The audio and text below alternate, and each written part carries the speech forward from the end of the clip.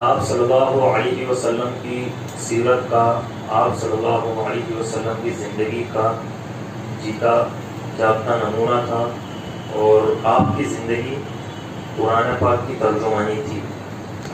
اس کام کو اصلی گھر تو جنت ہی ہے، وہاں سے ہمیں بھیجا گیا ہے۔ یہاں پہ ہمارے باپ کہاں پہ رہتے تھے؟ آدم علیہ السلام جنت سے آئے، تو ہمارا اصل گھر کیا ہے؟ جنت ہے۔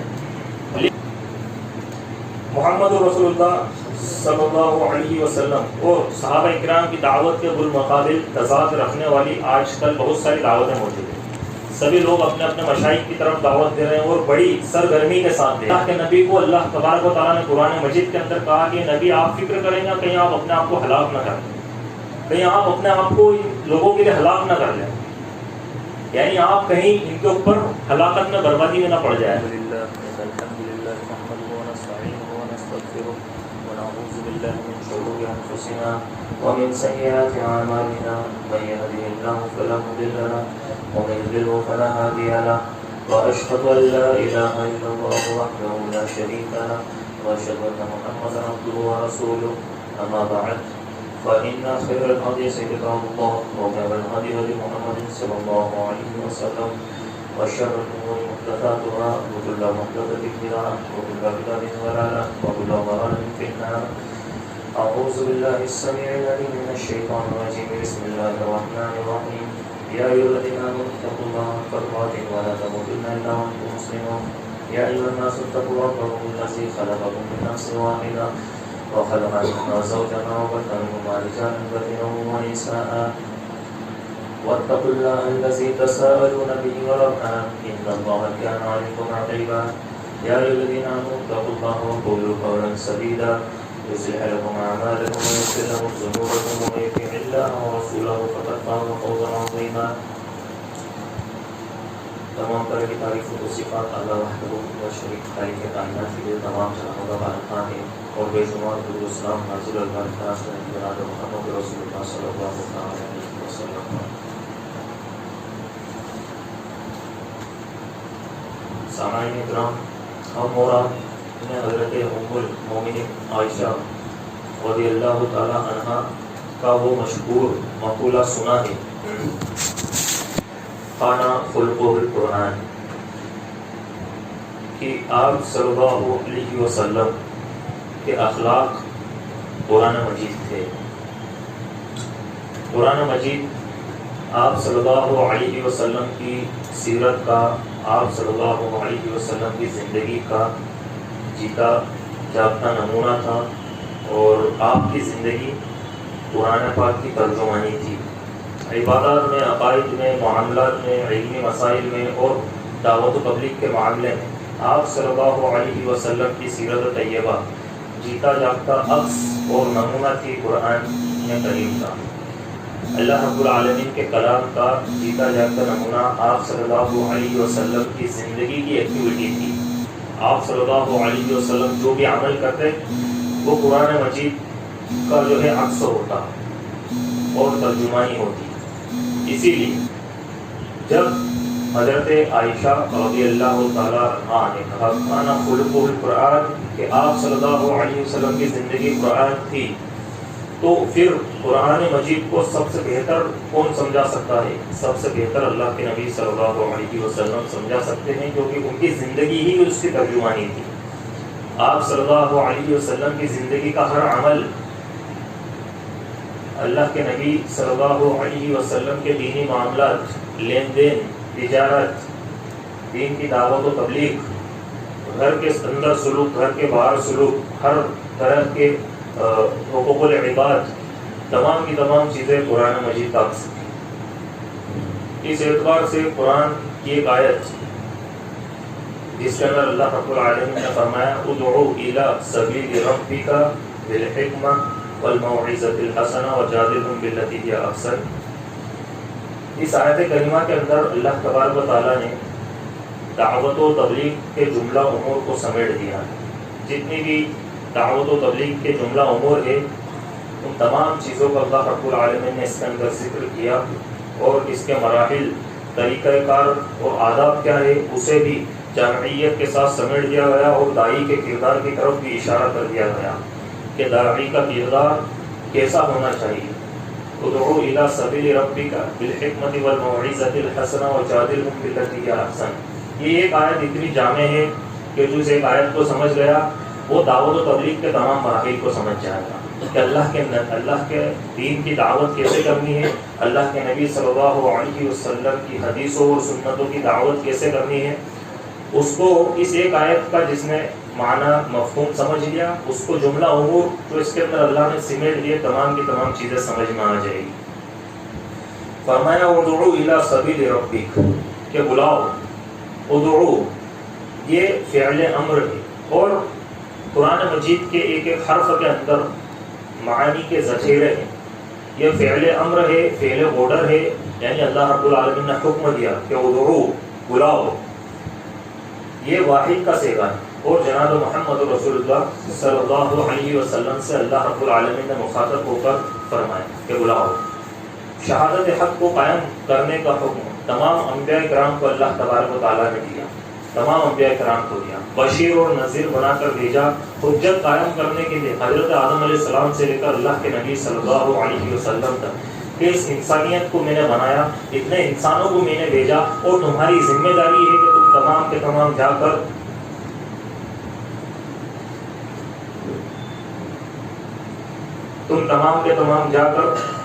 لوگوں کو ڈراؤ, ان کو بشارت دو, ان کو اللہ کے دین, اللہ کی توحید کو سمجھاؤ اور آخرت کے دین سے ڈراؤ, میرے عذاب سے ڈراؤ اور جنت اور جہنم کا ان کو جو ہے فرمان سناؤ. اور یہ تمام چیزوں کے لیے تمام انبیاء کرام کو بھیجا اور اس کی سب سے آخری قریب جناب محمد رسول اللہ صلی اللہ علیہ وسلم تھے جنہیں نذیر اور بشیر بنا کر بھیجا. اور فرمایا کہ انا ارسلناک شاہدا و مبشرا و نذیرا داعیا الی اللہ, کہ ہم نے آپ کو گواہ بنا کر بھیجا, بشارت سنانے والا بنا کر بھیجا, ڈرانے والا بنا کر بھیجا اور اللہ کے دین کی طرف دعوت دینے والا بنا کر بھیجا. اور اللہ کے نبی صلی اللہ علیہ وسلم انبیاء کرام کے اسی سلسلے کی کڑی تھے اور انبیاء کرام سے بہترین داعی زمین پر کوئی ہو نہیں سکتا. جتنے داعی زمین پر ہے سب سے بہترین داعی انبیاء کرام ہے اور آپ صلی اللہ علیہ وسلم ان تمام انبیاء کرام سے سب سے اعلیٰ مقام پر فائز تھے. تو اب اگر آپ صلی اللہ علیہ وسلم کو ایک بات پر مکلف کیا جا رہا ہے کہ بلاؤ, ادعو, دعوت دو, تو اصول یہ ہے کہ الامر للاسوہ الامر للاتباع, کہ اگر کسی اسوے کا حکم اللہ کے نبی صلی اللہ علیہ وسلم کو دیا گیا تو متبعین خود بخود اس اسوے کے حکم سے مخاطبین میں شامل ہو جائیں گے. ہم اللہ کے نبی کے متبعین ہیں, ان کی اتباع کرنے والے ہیں. جو حکم اللہ کے نبی کو دیا گیا وہ حکم خود بخود ہمارے اوپر لازم ہو جائے گا, کیونکہ ہم کس کے اسوے کی کو آئیڈیل مانتے ہیں, کس کو نمونہ مانتے ہیں, کس کی اتباع کرتے ہیں, کس کی پیروی کرتے ہیں. اللہ کے نبی جناب محمد رسول اللہ صلی اللہ علیہ وسلم کی. اللہ یہ کہ تخصیص کی دلیل آ جائے کہ کوئی چیز اللہ کے نبی کے لیے مخصوص ہے تو اللہ کے نبی کے لیے مخصوص ہے, وغیرہ اللہ تبارک و تعالیٰ نے قرآن مجید کے اندر جہاں پر بھی مطلقاً اللہ کے نبی کو حکم دیا ہم تمام کے تمام خود بخود اس حکم کے اندر شامل ہوں گے. عام حالات میں کوئی بات اگر آپ صلی اللہ علیہ وسلم کو حکم کے طور پر کہی جا رہی تو پوری امت اس سے مخاطب ہو جائے گی, کیونکہ لقد کان لکم فی رسول اللہ اسوۃ حسنہ, کہ تمہارے لیے اللہ کے نبی صلی اللہ علیہ وسلم میں بہترین آئیڈیل ہے اور بہترین نمونہ ہے. وما آتاکم الرسول فخذوہ وما نہاکم عنہ فانتہوا, اللہ کے نبی جو تمہیں دے اسے لے لو, جس چیز سے تمہیں روک دے اس سے رک جاؤ. جس چیز کے بارے میں کہے کہ یہ کام کرنا غلط ہے اس کام کو غلط مان لو, اس سے رک جاؤ. جس کام کے بارے میں کہے کہ یہ کام تمہارے نفع کا کام ہے اس کو کر لو. جس چیز سے تمہیں ڈرا ہے اس چیز سے ڈر جاؤ, جس چیز سے تمہیں آگاہ کرو اس چیز سے آگاہ ہو جاؤ. چنانچہ ہر شخص پر اس کے علم اور قدرت کے مطابق دعوت کا فریضہ عائد ہوتا ہے, کیونکہ ہم تمام کے تمام اسوے کے اصول کے حساب سے اللہ کے نبی صلی اللہ علیہ وسلم سے جو حکم اللہ رب العالمین نے دیا اس کے اندر شامل ہے, اور ہمارے اوپر دعوت کا فریضہ عائد ہوتا ہے, یہ فرض ہے. کوئی شخص یہ سوچے کہ میرے پاس علم نہیں, میں اتنا پڑھا لکھا نہیں, مجھے دین کی اتنی سمجھ نہیں, مجھے تو کچھ چند چیزیں یاد ہے بس, تو یاد رکھیے کہ اس کو جو علم ہے اس کی دعوت اس کے اوپر فرض ہے. جس طریقے سے دینی فرائض کو اللہ رب العالمین نے ہمارے اوپر فرض کیا، شریعت کے فرائض کو ہمارے اوپر واجب کیا، اسی طریقے سے دین کی دعوت بھی ہر شخص پر فرض ہے جو مومن ہے، جو مسلمان ہے، کیونکہ یہ اس کی ذمہ داری جو تمام انبیاء کرام کو دی اور تمام داعیین کو دی اور تمام مومنین کو اللہ رب العالمین نے دی اور مخاطب فرمایا. اسی لیے اللہ نے اس ارشاد میں آگے کہا کہ ادعو الی سبیل ربک، بلاؤ اپنے رب کے راستے کی طرف. ادعو الی سبیل ربک، بلانا کدھر ہے؟ اپنے رب کے راستے کی طرف. آپ کی دعوت کا رخ، مقصود اور جہت متعین ہونی چاہیے کہ آپ کو بلانا صرف اپنے رب کے راستے کی طرف. اور دعوت جو دینی ہے وہ کس چیز کی دینی ہے؟ اللہ کے راستے کی طرف. اور اس سے بہترین کوئی دعوت ہو نہیں سکتی. اللہ کا راستہ کیا ہے؟ اللہ کا راستہ ہے ایک اللہ کی عبادت، توحید.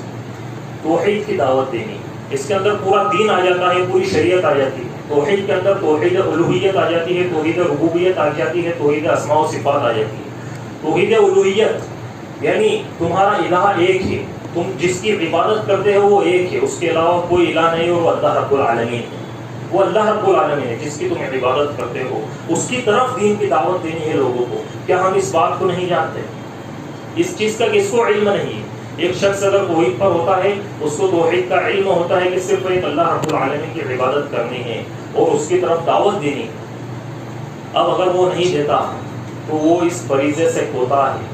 گویا کہ وہ صرف سانس لے رہا ہے، وہ صرف کھا رہا ہے، صرف سو رہا ہے، صرف اٹھ رہا ہے، لیکن وہ جس مقصد کے لیے زندگی میں آیا وہ نہیں ہو رہا ہے. اور ایک دن آتا ہے کہ وہ سانس بند ہو جاتی ہے، وہ سونا ختم ہو جاتا ہے، وہ کھانا ختم ہو جاتا ہے، وہ نہیں کھا پاتا اور وہ اس دنیا سے رخصت ہو جاتا ہے.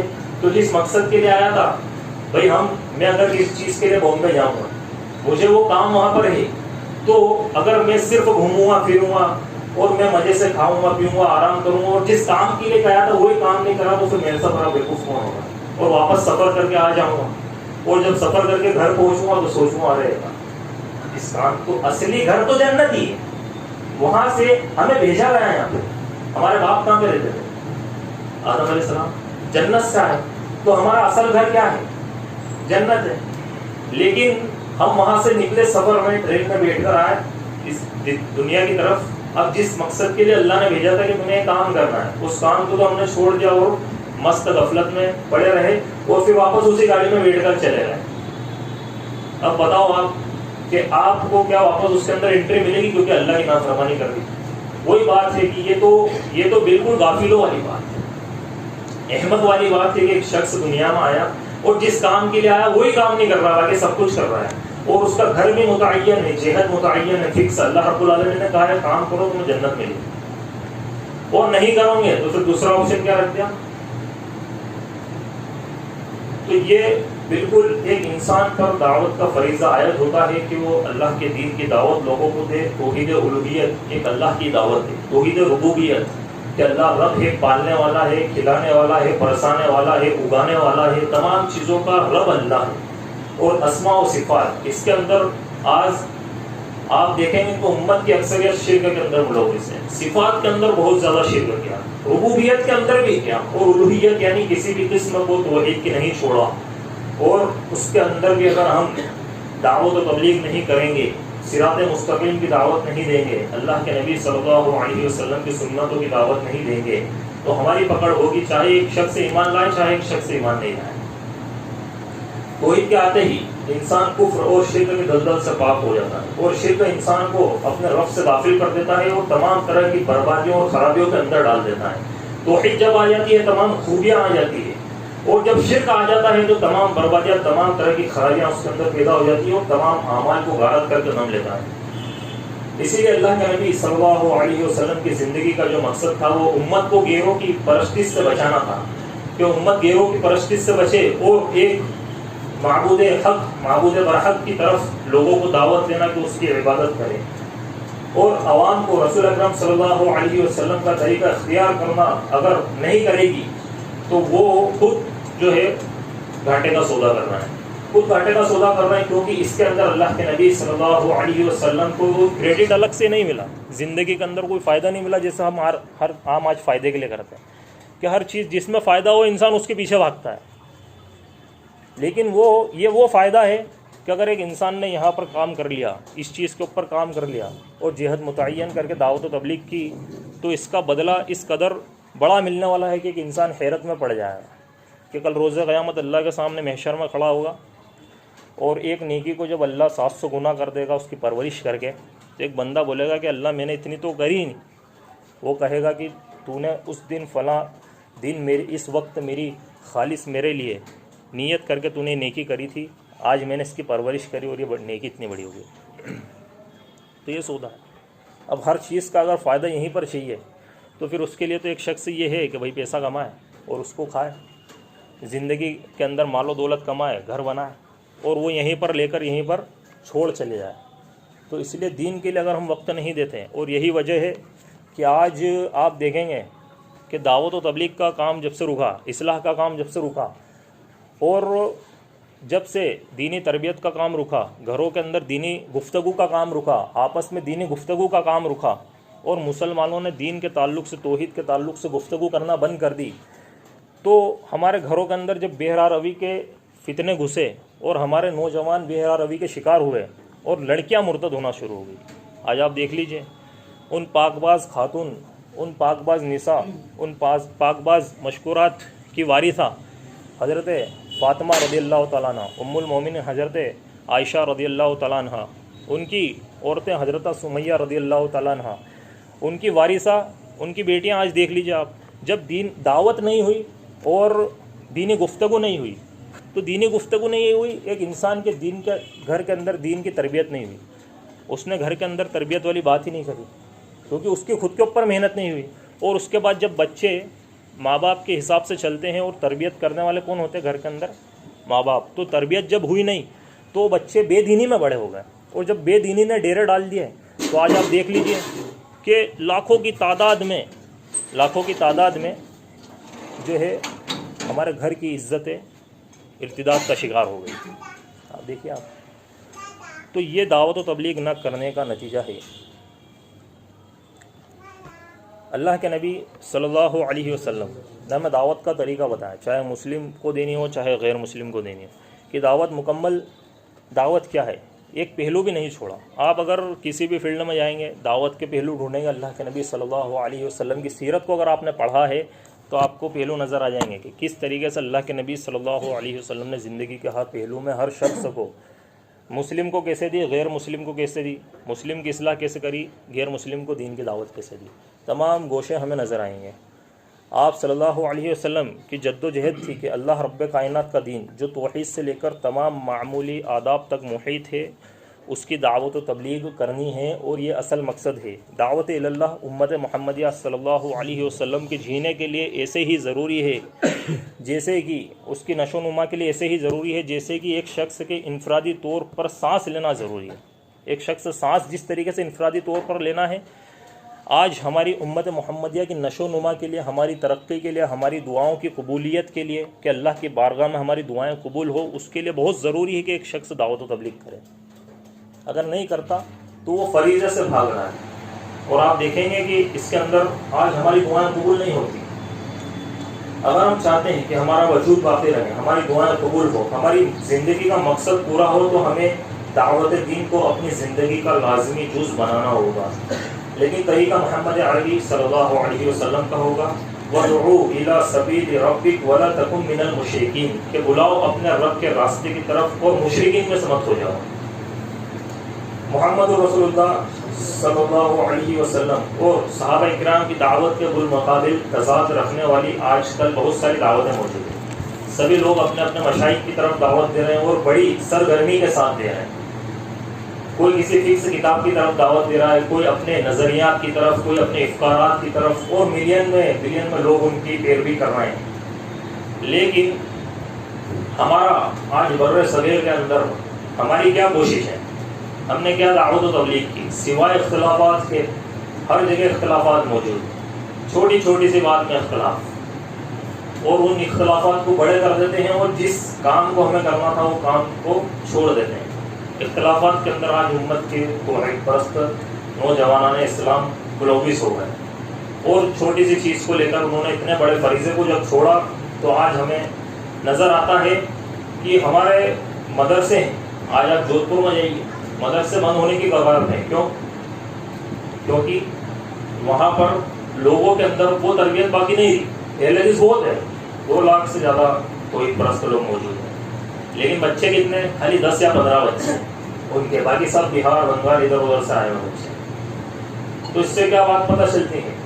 اس سے یہ بات معلوم ہوتی ہے کہ جب دعوت و تبلیغ نہیں ہوئی، جب اصلاحی کام نہیں ہوا، جب دینی گفتگو نہیں ہوئی اور آپس میں اصلاح معاشرہ نہیں ہوا اور توحید کی بات جب بند ہوئی اور لوگوں کو جب مسجد سے کاٹ دیا گیا، لوگ جب مسجد سے الگ ہو گئے، ہٹ گئے، تو اس کے بعد آپ دیکھیں کہ کس طریقے سے لوگ بہرا روی کا شکار ہوئے کہ یا تو مسلم لڑکا ہے، جب اللہ رب العالمین نے قرآن مجید کے اندر منع کر دیا کہ تم مشرکہ عورتوں سے نکاح مت کرو، تمہارے لیے وہ جائز نہیں، اس کے باوجود بھی اس سے نکاح کرتے ہیں، اس حالت میں کہ وہ مشرک ہوتی ہے، کافر ہوتی ہے، اور ادھر مومن عورتیں وہ مشرکوں کے جال میں پھنس رہی اور دینی تربیت سے دور، مدارس بند ہونے کی کگار میں، مدارس کے لیے کوئی پیسہ نہیں اور MTFE وغیرہ کے لیے خوب پیسہ، کروڑوں پیسے، اتنے پیسے صرف 2-3 ضلعوں سے کہ ایشیا کے بڑے بڑے اسپتال اور بڑے سے بڑے مدرسے بن جاتے ہیں، بڑے سے بڑے اسپتال اور بڑے سے بڑے مدرسے ہمارے مسلمانوں کے بن جاتے ہیں۔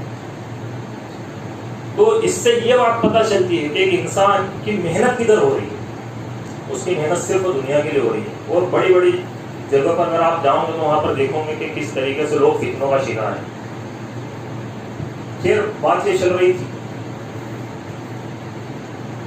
کہ آج ایک طرفہ شخصیات اور مشائخ کی طرف دعوت دی جا رہی ہے۔ آپ صلی اللہ علیہ وسلم کو کسی نے آ کر کہا کہ ماشاء اللہ و شیطہ، کہ جو آپ چاہے اور اللہ چاہے، تو آپ صلی اللہ علیہ وسلم نے فرمایا اجعلتنی للہ ندا، کیا تم نے مجھے اللہ کے برابر کر دیا؟ بلکہ یہ کہو ماشاء اللہ وحدہ، اکیلا اللہ جو چاہتا ہے وہی ہوتا ہے، اکیلا اللہ جو چاہتا ہے وہی ہوتا ہے۔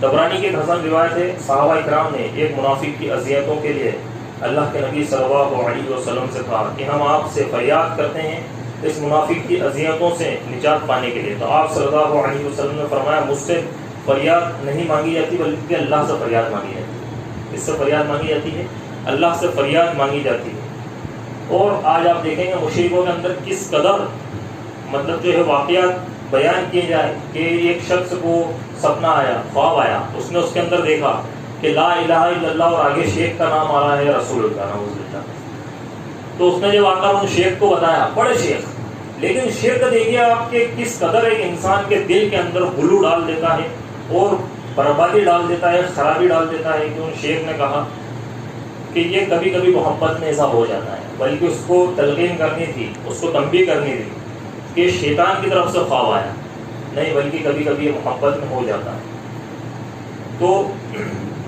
یہاں پر آپ دیکھیں گے کہ کس طرف مشائخ کی طرف اور اپنے افکار و نظریات کی طرف دعوتیں دی جا رہی اور بڑی بڑی محفلیں ہوتی ہیں۔ اسی طریقے سے آگے فرمایا بالحکمہ والموعظۃ الحسنہ وجادلھم باللتی ہی احسن۔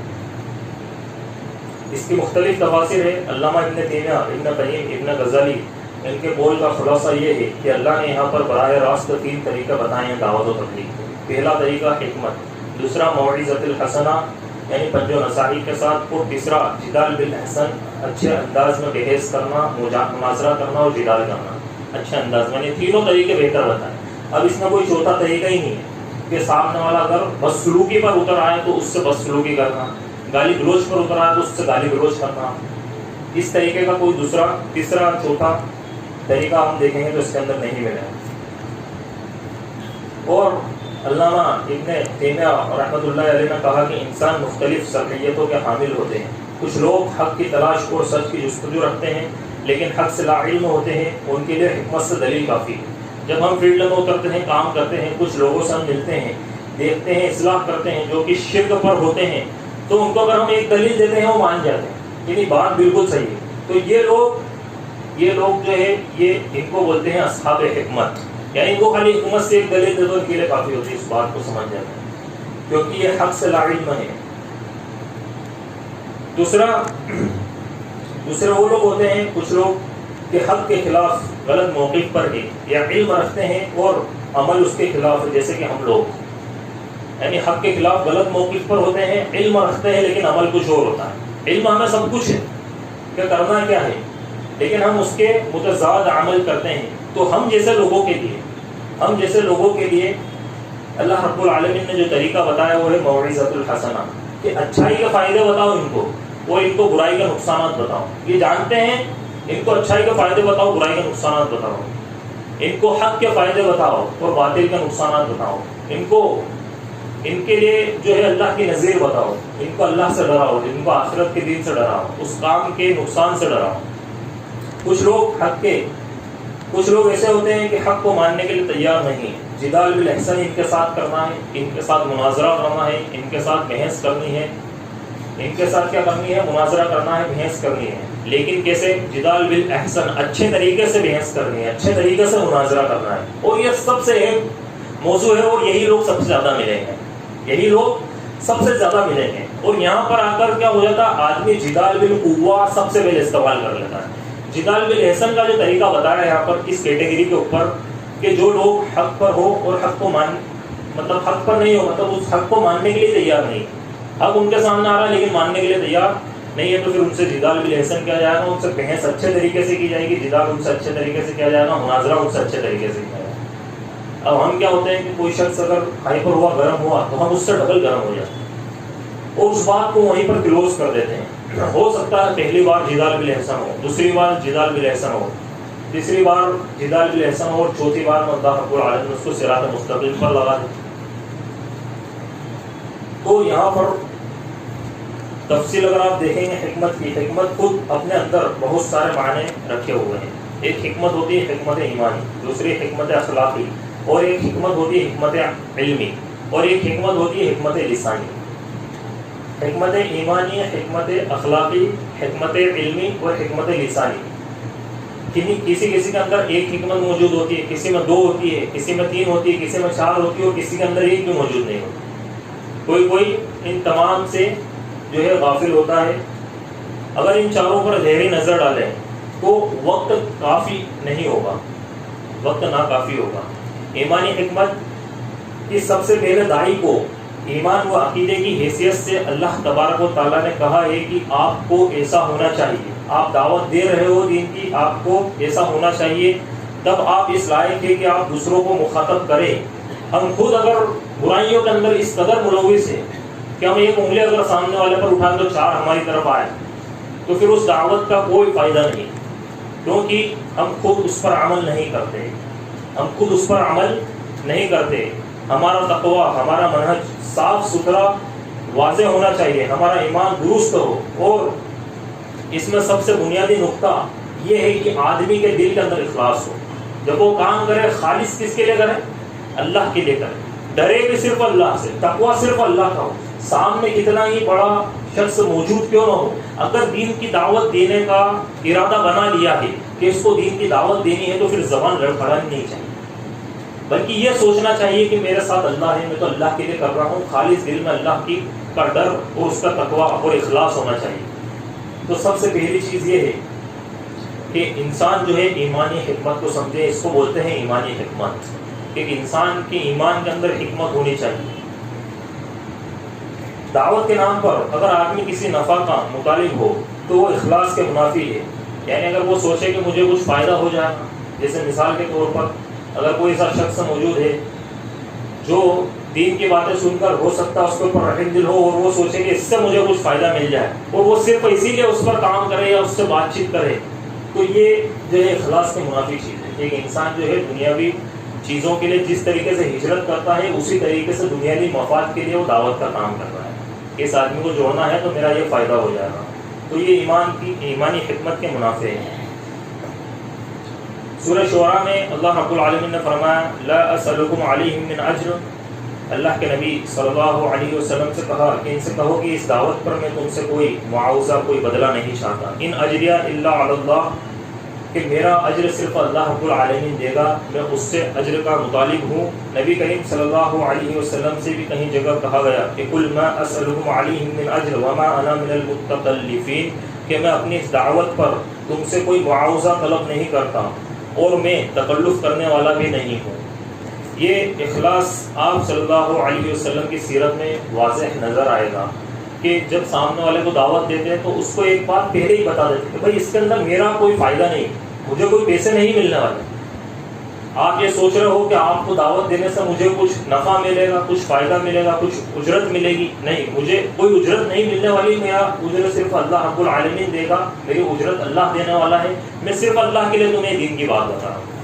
تو آپ دیکھیں گے کہ اس ایمانی حکمت سے سامنے والے کے دل کے اندر جو بات بیٹھے گی، کیونکہ آپ نے اس کو کلیئر کر دیا کہ میں صرف اپنے ایمان کی وجہ سے تمہیں دعوت دے رہا ہوں، میں اللہ کے لیے دعوت دے رہا ہوں، تو اس کے دل کے اندر ایک جو بات بیٹھے گی، اللہ رب العالمین اسباب ایسے بنائے گا کہ وہ آپ کی بات کو سنے۔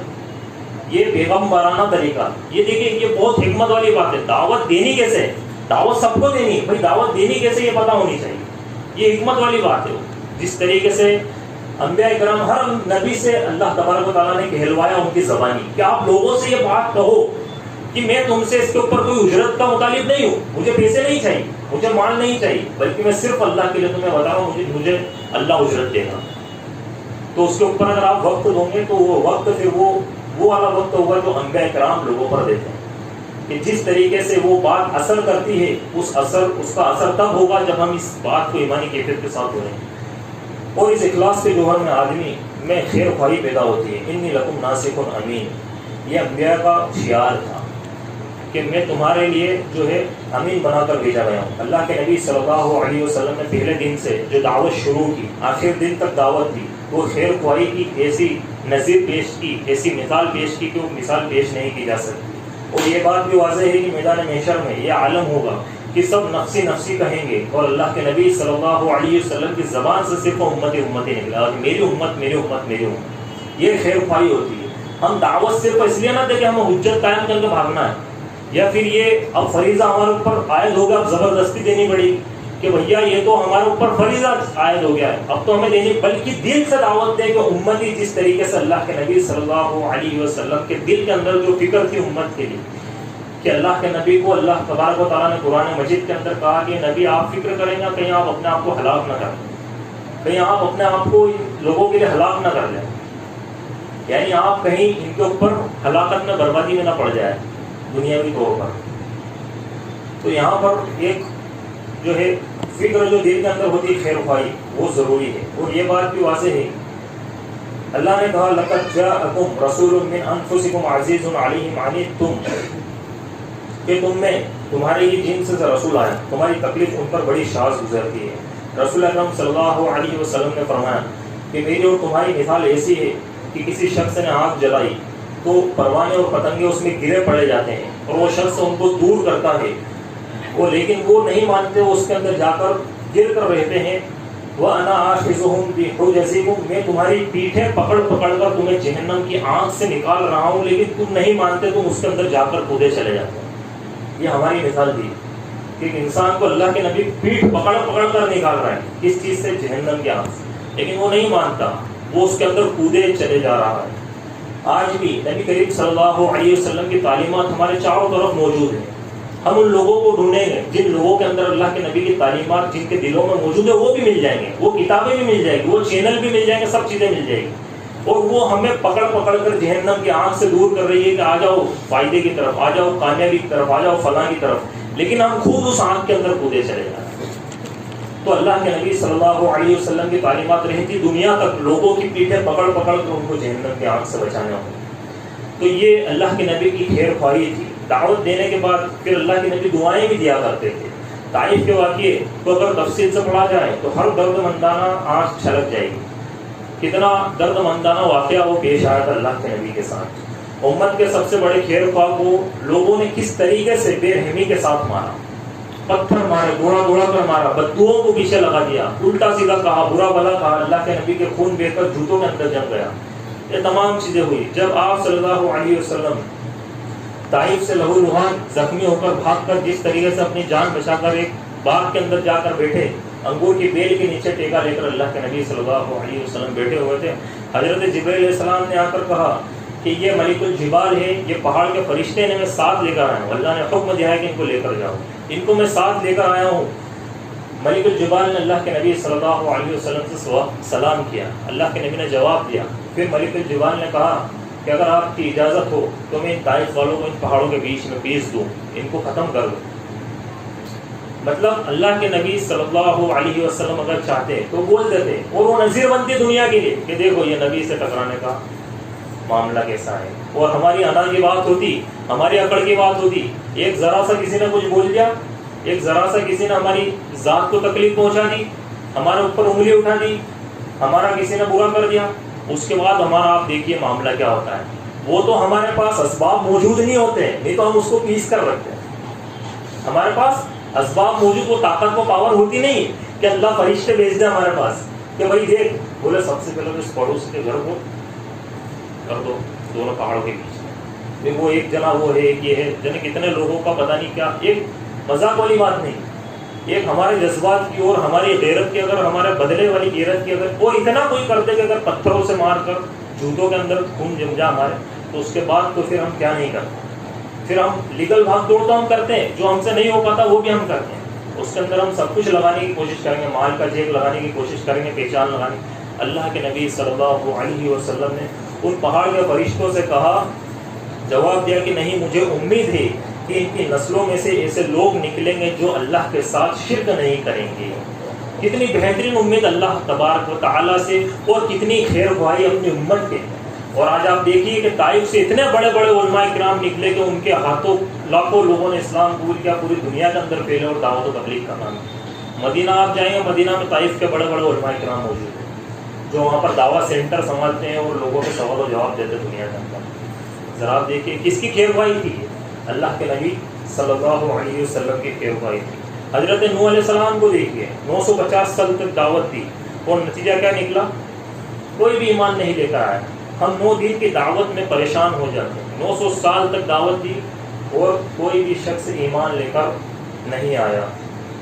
اس طریقے سے نبی کریم صلی اللہ علیہ وسلم نے اپنے چچا کو متعدد بار دعوت دی. ابو طالب کی وفات کا وقت آیا تو بھی کہا کہ لا الہ الا اللہ کہیے، میں آپ کے یہ اللہ کے حضور آپ کی حجت کروں گا، آپ کے لیے حجت کروں گا، سفارش کروں گا. تو بھی انہوں نے وہ نہیں کہا. لیکن یہاں پر آپ دیکھیے کہ کس قدر آخری تک بھی اللہ کے نبی صلی اللہ علیہ وسلم خیر خواہ تھے کہ ایمان لے کر آ جائیں، کیونکہ انہیں معلوم تھا کہ آنے والی تکلیف بہت بڑی ہے. تو یہ تو تھی ایمانی حکمت. اس کے بعد آتی ہے اخلاقی حکمت. جناب محمد رسول اللہ صلی اللہ علیہ وسلم کی دعوت میں سب سے زیادہ مؤثر پہلو جس کی وجہ سے لشکر کے لشکر اسلام میں داخل ہو گئے، وہ ہے آپ صلی اللہ علیہ وسلم کے اخلاق کی زبردست تاثیر. انک لعلی خلق عظیم. قرآن کریم خود گواہی دیتا ہے کہ آپ کو اخلاق کے اعلیٰ مقام پر فائز کیا گیا ہے. جن لوگوں نے الزام لگائے تھے کہ نبی کریم صلی اللہ علیہ وسلم انتہا پسند ہے اور ڈینش لینگویج وغیرہ میں اللہ کے نبی صلی اللہ علیہ وسلم کے خلاف لکھا تھا، ڈینمارک میں قانون جو ہے بنائے تھے، تو جب انہوں نے اللہ کے نبی صلی اللہ علیہ وسلم کی سیرت پڑھی، اللہ کے نبی کے اخلاق پڑھے، تو وہ لوگ ان لوگوں نے پھر یہ لکھا اپنی کتابوں میں، یہ لکھا کہ اگر دنیا کے اندر امن قائم کرنا چاہتے ہو، چین اور سکون قائم کرنا چاہتے ہو، تو اس شخص کا جناب محمد رسول اللہ صلی اللہ علیہ وسلم کے قانون کو نافذ کر دو، ان کے طریقے کو نافذ کر دو، خود بخود آٹومیٹک امن قائم ہو جائے. تو یہ تو نذیر تھے اللہ کے نبی. ہوتا کیا ہے، ہم سیرت نہیں پڑھتے، ہم اللہ کے نبی کے واقعات کو نہیں پڑھتے، اور ہم اپنی ایک الگ سے ایٹیٹیوڈ، ایک کلچر بنانا چاہتے ہیں کہ میں خود ایک برانڈ بن جاؤں، اور پتہ نہیں کہاں سے ایک انسان یہ سوچتا ہے، جبکہ یہ کچھ ہو نہیں سکتا. ایک انسان چاہے وہ بن بھی جائے اور کچھ کر بھی دے، تو ایک وقت ایسا آتا ہے کہ وہ اس کے جو ہے مٹی والی برانڈ بن جاتی ہے اس کی، اور کچھ نہیں بنتا. تو اس سے اچھا تو یہ ہے کہ ہم اللہ کے نبی صلی اللہ علیہ وسلم کے اخلاق کو سمجھو اور اس کو اپنی زندگی کا بنانا. آخری بات رکھ کے اپنی بات کو ختم کروں گا. اس کے بعد آتی ہے علم حکمت. قل ھذی فی سبیل ادعو الی اللہ علی بصیر. آپ کہہ دیجئے کہ میرا راستہ ہے، میں اللہ کی طرف بلاتا ہوں اور بصیرت کے ساتھ بلاتا ہوں. یہ بولنا بھی اللہ کے نبی اور تمام انبیاء کرام کی سنت تھی جب وہ دعوت و تبلیغ کرتے تھے کہ میں بصیرت کے ساتھ بلاتا ہوں. یہ چیز بھی افیکٹ کرتی. دیکھیں، سب سے پہلی چیز تو یہ کہ میں تم سے کوئی اجرت نہیں طلب کرتا. دوسری چیز یہ کہ میں تمہارا خیر خواہ ہوں. اور پھر تیسری چیز یہ کہ میں تمہیں بصیرت کے ساتھ بلاتا ہوں. یہ ایسے الفاظ یہ انبیاء کرام استعمال کرتے تھے جس کی وجہ سے آدمی کا دل نرم ہوتا. اور چونکہ اللہ نے توحید کی فطرت اس کے اندر ڈالی ہے تو ایک شخص پھر اس کی طرف رجوع کرتا, اپنے اصل کی طرف رجوع کرتا کہ اصل یہ. تو میں بصیرت کے ساتھ تمہیں بلاتا ہوں. سبحان اللہ وما انا من المشرکین, اور اللہ کی ذات پاک ہے اور میں مشرکوں میں سے نہیں. میں شرک نہیں کرتا اللہ کی ذات کے ساتھ, اور ہر قسم کا شرک اللہ کی توہین ہے, اور میں اللہ کی طرف تمہیں بلا رہا ہوں. آج بہت سارے ایسے لوگ ہیں جو اس فن میں نہیں ہے لیکن وہ اس چیز کے مکلف بنے پھر رہے ہیں, اور لوگ ان کی پیروی کر رہے ہیں, ان کی اطاعت کر رہے ہیں, اور اندھی تقلید کر رہے ہیں. اور لوگ جو ہے فیس بک پر, انسٹاگرام پر, واٹس ایپ پر, ان تمام چیزوں پر کسی کی دو بات اچھی سنتے ہیں, پھر اس کی ساری باتیں سننے لگ جاتے ہیں. یہ نہیں دیکھتے کہ اس شخص نے علم حاصل کہاں سے کیا, اس کا بیک گراؤنڈ کیا ہے. یہ شخص میٹھی باتیں کر رہا ہے لیکن اس کا آخر سورس آف نالج ہے کیا, اس نے کہاں سے لیا. اگر ہمارے جیسے لوگ اسلاف میں موجود ہوتے, اگر ہمارے جیسے لوگ جو اگر مان کے چلو کہ کتاب و سنت اسلاف کا اگر آپ طریقہ دیکھیں تو حدیثوں کو اللہ تبارک و تعالیٰ نے ایسا کام لیا ہے سلف سے, محدثین سے, اور مفسرین سے, مکفرین سے, کہ انہوں نے اس طریقے سے کام کیا ہے کہ ایک ایک حدیث کو واضح کر دیا, اس کی سند لا کر کھڑی کر دی, تمام مراویوں کی زندگیاں بیان کر دی, اور ہر ایک چیز کے اوپر انہوں نے غور و فکر کیا, اور تمام طرح کی جو ہے ہر طرح کی ڈیٹیل انہوں نے بیان کی. اور آپ دیکھیں گے کئی واقعات ایسے ہیں جو بیان نہیں کیے جا سکتے, کہ محدثین کرام کا طریقہ یہ تھا کہ جب کوئی حدیث بتاتا تو وہ پہلے اس کا بیک گراؤنڈ تلاش کرتے کہ اس کا عالم کون ہے, اس کا استاد کون ہے, اس کا ٹیچر کون ہے جس سے اس نے علم حاصل کیا, پھر اس کا ٹیچر کون ہے, اس کا ٹیچر کون ہے, اس طریقے سے وہ لنک بٹھاتے ہیں. اگر ایک شخص کے پاس چاہے کتنا بھی علم ہو, اگر اس کا استاد جو ہے اعتبار کے لائق نہیں ہے, ناقابل اعتبار ہے, تو اس کی بات کو بھی نہیں لی جاتی, اس کے اسٹوڈنٹ کی ساری باتیں رد کر دی جاتی. کیونکہ جب استاد ہی ناقابل اعتبار ہے تو پھر اسٹوڈنٹ کے ساتھ اس کی حدیث نہیں لی جاتی, اور اس کو ضعیف لکھ دیا جاتا, موضوع لکھ دیا جاتا. تو اس طریقے سے ڈیٹیل نکالی. اور آپ یہ لوگ تو ابھی جو موجود ہے, انجینئر علی مرزا وغیرہ, چھوٹے فتنے ہیں, ان سے بڑے فتنے اس وقت موجود تھے. ان کی ڈیٹیل اگر آپ پڑھیں گے تو معلوم چلے گا کہ کس قدر جو ہے امام بخاری رحمۃ اللہ علیہ نے جو ہے صرف محل نظر لکھتے تھے, اور وہ لوگ جو مطلب جو ہے موضوع حدیثیں بیان کرتے تھے, یا پھر جن کے استادوں کے پتہ نہیں, جن کے خود کے علم کے پتہ نہیں, ان کی حدیثیں محل نظر ہونے کے بعد پھر کوئی ویڈیو نہیں رکھتی, کوئی حدیثیں ان سے نہیں لیتا. یہ آج کے فتنے تو کچھ بھی نہیں. اور آج ایک انسان 4 باتیں اچھی سنی, پھر اس کی ساری ویڈیو سننا شروع کر دیتا ہے, اور پتہ چلا کبھی مرزائی فتنے کے اندر چلے جاتا ہے, کبھی جو ہے مرزا غلام احمد قادیانی کے فتنے کے اندر چلے جاتا ہے, کبھی شیخ محمد کے فتنے کے اندر چلا جاتا ہے, کبھی منکرین حدیثوں کے فتنے کے اندر چلا جاتا ہے, اور پھر وہ اس طریقے کی باتیں کرنے لگتا ہے. کیوں؟ کیونکہ وہ جو ہے شبہات کے اوپر ایمان لے کر آ رہا ہے, وہ اب جو پیور دین ہے, پیور کتاب و سنت ہے, اس کو نہیں لے رہا. تو اسی لیے پہلے لگتا تھا کہ یہ سلفی ہے, یہ سنابلی ہے, یہ محمدی ہے. آج کا لگتا ہے یہ واٹس ایپ ہی ہے, یہ ویب سائٹ ہی ہے, یہ فلاں ہے.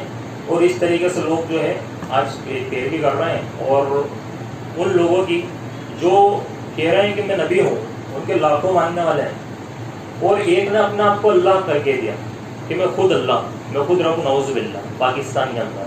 اس کے ماننے والے کتنے پتا آپ کو؟ 5 لاکھ لوگ پاکستان میں اس کے اوپر ایمان لائے. ٹھیک ہے, 5 لاکھ لوگ ایمان لے کر آ گئے. یہ بات تو بالکل بھی ہضم نہیں ہوتی, کوئی مان ہی نہیں سکتا. اگر یہاں پر آپ بیٹھے کہ یار کوئی کتنا ہی بڑا بریلوی ہو, وہ بھی اس چیز کے لیے انکار کر دے گا کہ اللہ تو نہیں, لیکن وہ شخص نے کہا کہ میں خود رب ہوں, اور اس کے اوپر 5 لاکھ لوگ ایمان لے کر آ گئے. تو کہنے کا مقصد یہ ہے, اور وقت لینے کا مقصد یہ ہے, اور اس بات پر زور دینے کا مقصد یہ ہے کہ فتنے کے اندر انسان کب ملوث ہو جائے کچھ پتہ نہیں چلتا. اسی لیے اوتھینٹک علم جس سے حاصل ہو اسی سے دین کو سیکھو, ہر کسی کے پیچھے مت پڑھو. نہیں تو کسی کی زبان کے اندر اگر لفاظی ہے, کسی زبان کے اندر اگر تمہیں لگتا ہے کہ بہت اچھا تیز کر رہا ہے بولنے میں, تم دنیا کے اندر تو اس سے سن کر سکون پالو گے, اور یہاں پر تو چل لو گے, لیکن آخرت میں کیا جواب دو گے جب وہ تمہیں دین سے غافل کر دے گا. تو اسی لیے ہمیں چاہیے کہ ہم منہج سلف کو سمجھیں, اور حکمت کے ساتھ دعوت و تبلیغ کریں. اللہ رب العالمین سے دعا ہے کہ اللہ ہمیں کہنے اور سننے زیادہ عمل کرنے کی توفیق